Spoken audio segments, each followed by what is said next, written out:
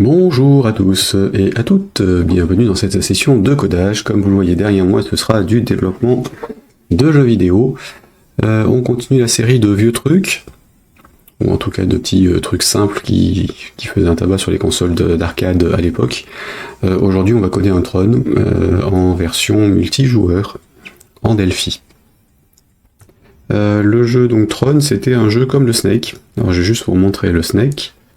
Que j'ai viré du Mac, donc je dois l'avoir que là. Donc le Snake, c'était un jeu tout bête où nous avons une zone de jeu et un truc qui se déplace dedans, qui grossit quand il chope les pastilles. Alors c'est pas le jeu d'origine, en fait il grossissait tout court. Les pastilles, je crois que c'était juste pour récupérer des points, où il y avait un truc dans ce style.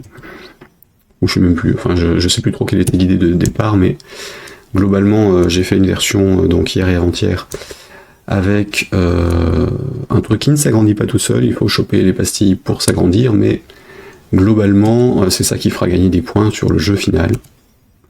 Et en fait Tron c'est la même chose, sauf qu'en réalité quand on se déplace, on laisse une trace en permanence à l'écran, et il faut éviter de toucher sa trace à nous, enfin notre propre couleur.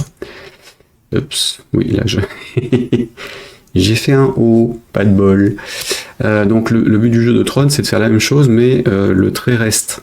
Il se déplace pas avec nous. Du coup, les jeux sont plus petits, enfin sont plus courts en termes de temps de partie, et ça se joue à plusieurs joueurs en général. Donc sur les bornes d'arcade, il y avait deux joysticks.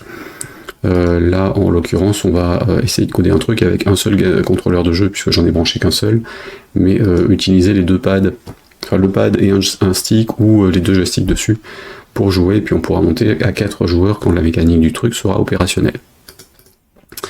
Comme pour le Snake, je vais le faire dans un dépôt privé à moi, je le basculerai ailleurs, selon dans quelques jours, on fera ça la semaine prochaine, après la conf de cet après-midi, puisque ce qui va suivre dépend de ça.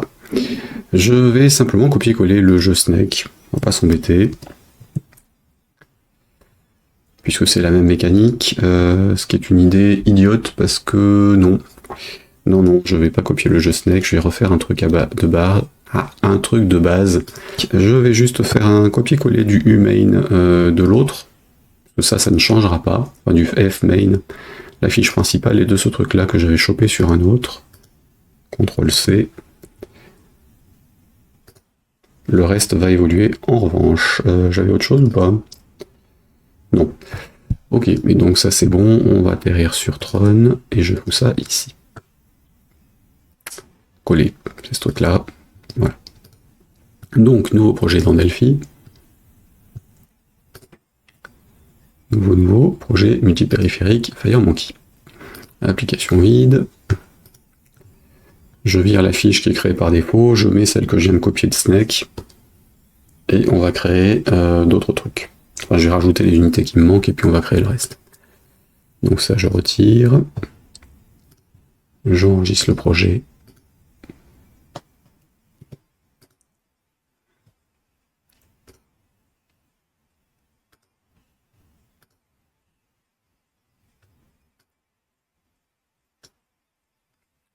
Là.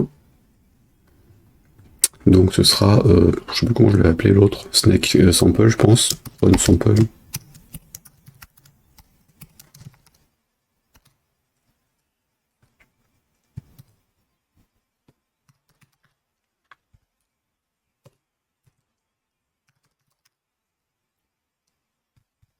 Il me le trouve. Non, il me le trouve pas, évidemment, puisque la recherche est foireuse dans Windows. Alors, comment j'appelais ça? Snake Sample. Bah, allons-y pour Snake Sample et Tron Sample, donc. Voilà. Alors, ce truc-là, il y aura quelques unités dont j'ai besoin pour travailler, mon Delphi Game Engine notamment, et je vais activer Skia aussi, puisque puisqu'il y en a besoin pour la compile, pour Mac, puisque je m'en sers dans certains trucs que je vais rajouter. Même si je m'en servirai pas là dans le projet, il me les faudra. Donc je vais dans libexterne, si je le... je suis redescendu d'un cran trop. Ici, librairie externe, je vais donc récupérer Skia, l'unité que je m'utilise ici pour les SSG. qui ne me servira pas là, mais que j'ai besoin pour la compile, dont j'ai besoin pour la compile, et je vais rajouter les unités du Delphi Game Engine. Donc là, pareil, a priori, je ne m'en servirai pas de grand chose, si ce n'est le contrôleur de jeu. Source, je récupère tout, sauf l'unité VCL, et ça qui est juste une redondance qui charge le RTL score. Voilà. Donc avec ça, mon truc devrait fonctionner. Je rajoute donc la fiche main que j'ai copiée depuis le snake, et le U élément que j'ai copié aussi depuis snake. Le main, alors du coup j'ai plus de scène snake, évidemment j'aurai une scène Tron, donc je vais rajouter un cadre dans lequel je vais créer mon truc. Nouveau cadre FireMonkey, ce sera un U scène Tron, et donc l'autre je l'avais appelé comment? Snake scène, donc ce sera Tron scène. Voilà. Je reviens ici. Je remplace Snake par Tron et ça devrait fonctionner. Hop.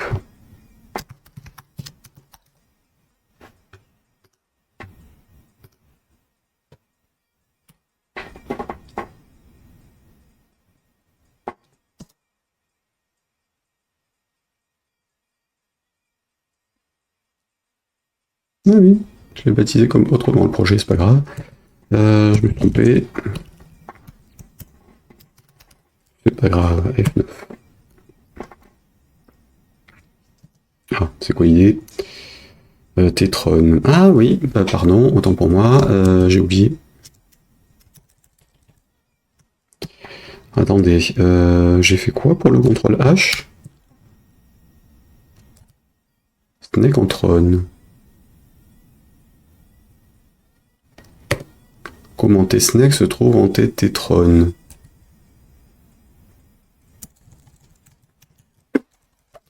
Bon, c'est pas grave, hein. C'est bizarre, mais c'est pas grave. Voilà. Comment est-ce que j'ai fait cette connerie? Allez savoir. Bon, en tout cas, celui-ci, je vais juste remettre des soulignes ici. Comme ça, j'aurai mon classique. Et on va faire toute la mécanique du jeu dans cette unité-là.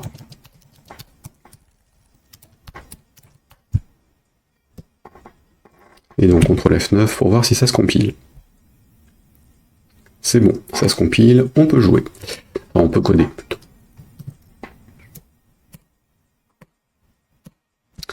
Donc, mon jeu, je vais faire une zone de jeu. Elle sera rectangulaire, mais elle n'aura pas besoin d'être... je vais pas utiliser le scale layout que j'ai utilisé hier, hein, qui fait que ça fait baveux. Enfin, c'est volontaire, mais... Enfin, hier, avant-hier. Parce que ça fait baveux, mais même si c'était volontaire de l'utiliser. Puisque là, selon la taille de l'écran, vous noterez que les carrés qui sont affichés à l'écran, ils sont un peu flous, on va dire, légers. Là, c'est parce qu'en fait, je travaille sur un écran en 320 par 200 pixels, et que j'utilise un scale layout qui prend le bitmap de la sortie de ce 320 par 200 et l'agrandit à la taille que je lui ai donnée physiquement à l'écran. Donc évidemment, tout ce qui est carré et autres, l'agrandissement fait de la bave autour, parce qu'il rajoute des pixels sur un truc qui n'en a pas à la base. Alors je suis parti sur des carrés, ça fait un effet de flou autour, c'est pas si catastrophique que ça, même si on a l'impression de ne pas y voir correctement. Ce seraient des images, évidemment, ce serait totalement pourri. Enfin, un peu plus pourri que ça. Donc je vais sortir, voilà. Donc, dans celui-ci, on va pas partir sur un truc qui va s'adapter en taille avec une taille fixe au départ, on va tout faire en relatif. Donc je vais quand même mettre un rectangle à l'écran, dans lequel je vais travailler, qui sera ma zone de jeu.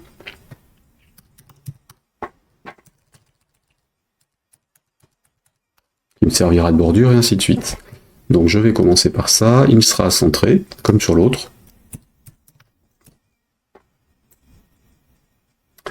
Il aura des marges, ou plutôt du padding, comme pour l'autre, et on va dire 10, je sais plus ce que j'avais mis, mettons 12. Voilà, donc une zone entre la bordure et l'intérieur. Et la bordure, je vais la mettre en rouge comme pour l'autre, en 10 pixels de large, ou en marron. 10. Voilà, et le contenu, je vais le mettre en béton noir. Donc ça c'est bien, j'ai ma zone de jeu. À l'intérieur de ma zone de jeu, je vais mettre l'image dans laquelle je vais dessiner mes éléments.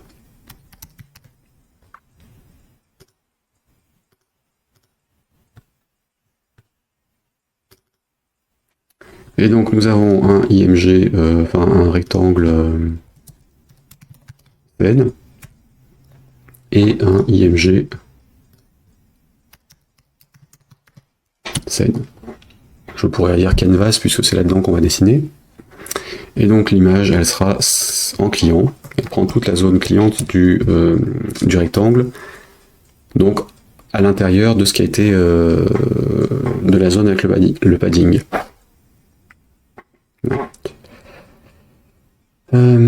Ensuite, une fois que j'ai ça, la première étape c'est de définir ma taille d'écran, donc sur le resize.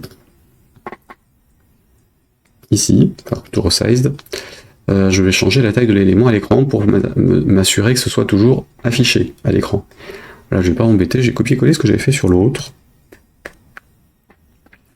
Parce que quand même, vu que je me plante à chaque fois sur le calcul de ce truc-là, autant piquer le calcul que j'ai déjà fait. Et qui fonctionne. Oui, sauf qu'il faudrait que je récupère sur le bon projet et pas sur celui qu'on est en train de faire qui est forcément vide, puisque j'ai pas encore fait le calcul.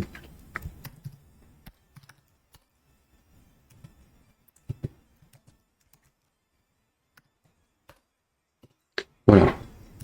Donc je vais avoir un ratio par rapport à la taille que je veux, sur laquelle je veux travailler, hors taille relative.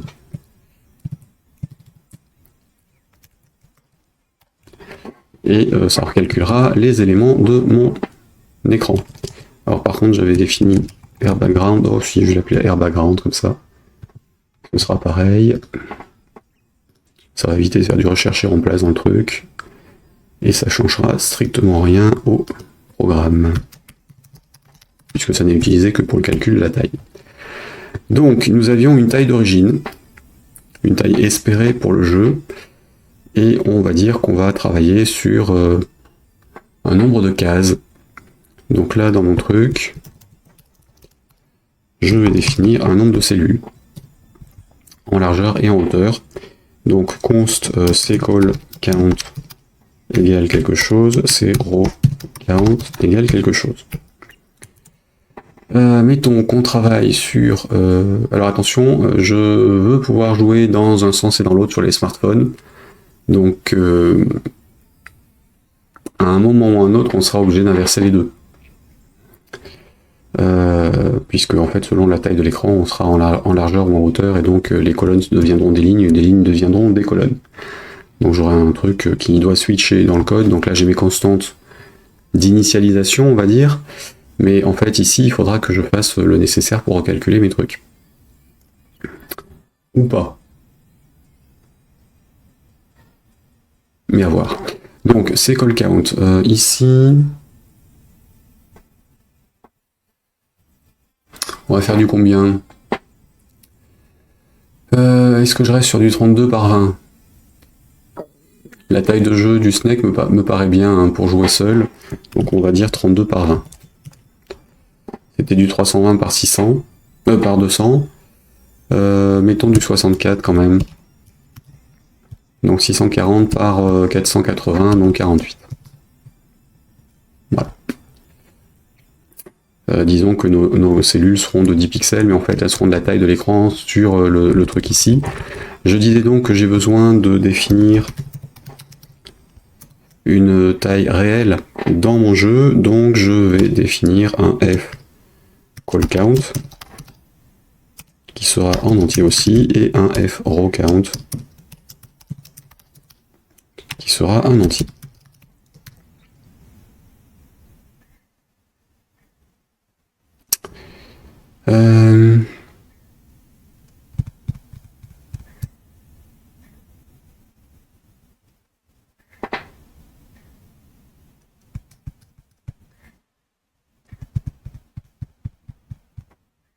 D'ailleurs, c'est même pas comme ça que je vais le gérer, parce que je saurais, si je veux tester les collisions et autres, idéalement il me faut un tableau, mais si j'inverse l'affichage de l'écran, il faudrait juste que ce soit une histoire d'affichage et pas une histoire de calcul. Donc non, je vais pas les stocker comme ça.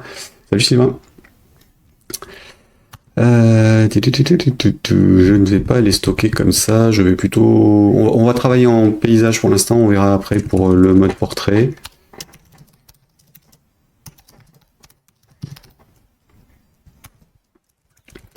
Donc en paysage, on est sur call count 0,40.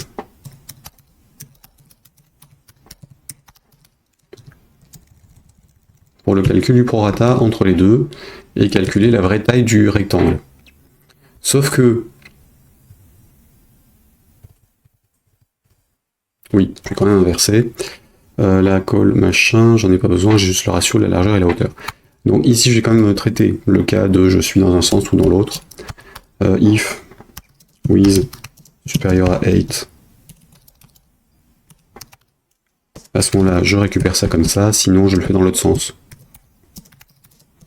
Là, je traite déjà le horizontal ou vertical, parce qu'il faut peut-être pas exagérer. Voilà. Ensuite, notre largeur de bordure, c'est la taille du truc.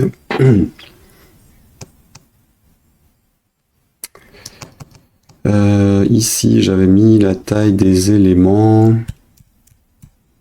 En fait, c'est pas par rapport au thickness qu'il faut que je calcule, c'est par rapport au padding que j'ai indiqué, puisque c'est la taille de l'intérieur qui compte.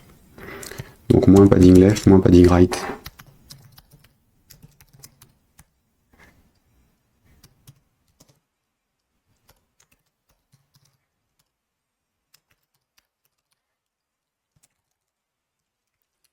Et en dessous, c'est la même chose en fait avec le top et left.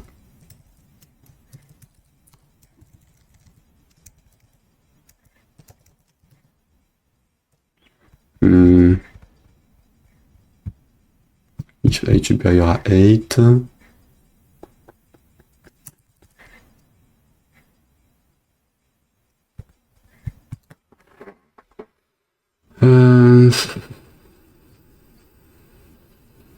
Et j'ai rajouté la marge en fait. Comme ça j'aurais une bordure autour. Parce que là, je me collais à l'écran en fait sur ce truc là. Donc mettons margin left, margin right.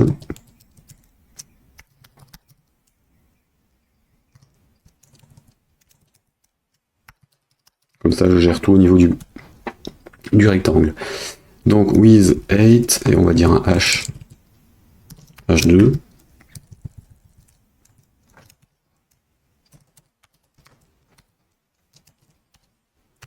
H2 c'est donc la hauteur.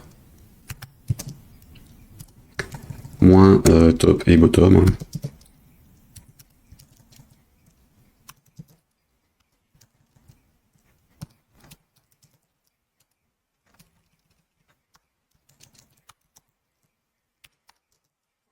Voilà.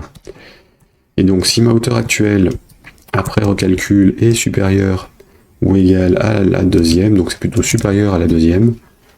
Si c'est égal, ça me convient, on est sur un format qui fonctionne.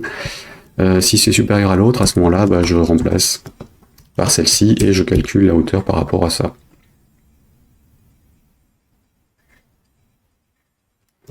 Normalement, ça devrait être bon. Donc je vais essayer ce truc, on va pas passer en plein écran sur l'affiche, comme ça je vais pouvoir voir ce que ça donne en paysage et portrait. Et du coup, bah, sur les smartphones, tablettes, ça s'adaptera à l'écran comme ailleurs. Hop, F9.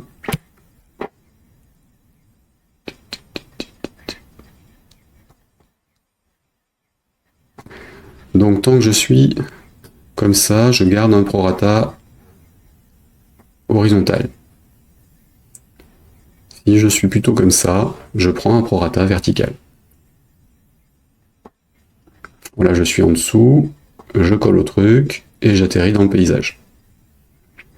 Donc selon l'orientation sur les smartphones et tablettes, on aura la bonne orientation sur l'écran. À moi derrière de faire le dessin correctement selon qu'on est en paysage ou en portrait. En fait, ce sera juste dans la fonction de dessin. Je dessinerai une case dans un sens ou dans l'autre. Enfin, je changerai les coordonnées en fait de la case physique. Par rapport à l'écran, ça devrait le faire. Et du du coup, s'il y a une rotation, bah, ce sera toujours au même endroit par rapport au rectangle dessiné. Comme ça, on pourra jouer dans tous les sens sur le jeu. Évidemment, sur un écran classique, on sera comme ça. Donc il faudra mettre un background derrière pour masquer le contenu ou s'amuser. Donc, nous avons un rectangle de jeu. Et du coup, bah, je vais passer en full screen, au moins pour bosser. CTRL S, j'avais déjà activé 2-3 trucs hein, dans l'écran de base. Ouais, c'est bon. Dac, donc, étape suivante. J'ai ma zone de jeu. Je vais devoir travailler sur quelque chose, en l'occurrence une grille qui me dira s'il y a quelque chose ou pas dans telle ou telle case. Donc comme pour l'autre, je définis un type qui sera un type de cellule, pleine ou vide. Cop 2 enums. Scope tenums on. Donc je vais avoir un type de cellule.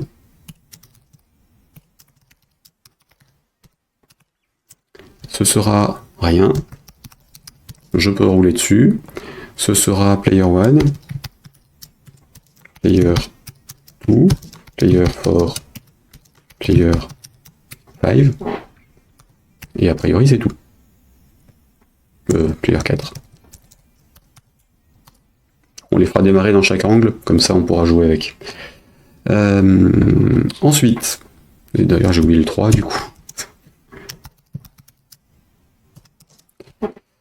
J'ai oublié le 3, donc nous avons 4 joueurs.